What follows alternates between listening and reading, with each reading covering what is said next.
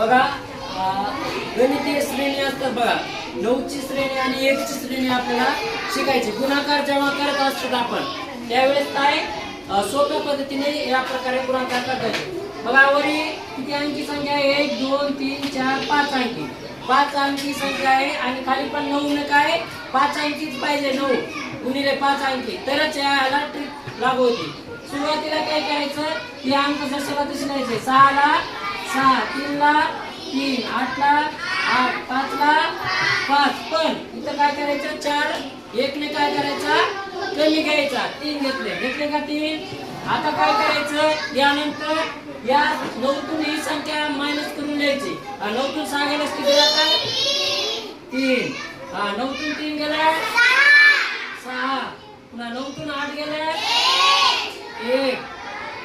9 तून 5 गेल्या किती 4.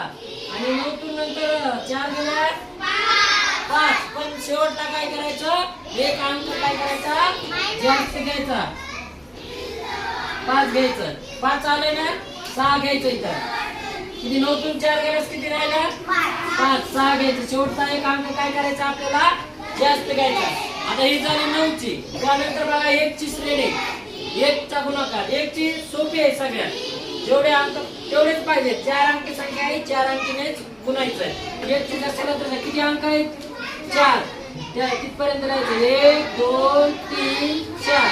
त्यानंतर रिटर्न आपला 4 त्यानंतर 3 2 आणि 1 पर्यंत. आता बघा कमेंट मध्ये याचे उत्तर द्यायचे. हे एक सोडवायचं आणि हे कमेंट मध्ये उत्तर द्यायचं प्रत्येकाने. ठीक आहे.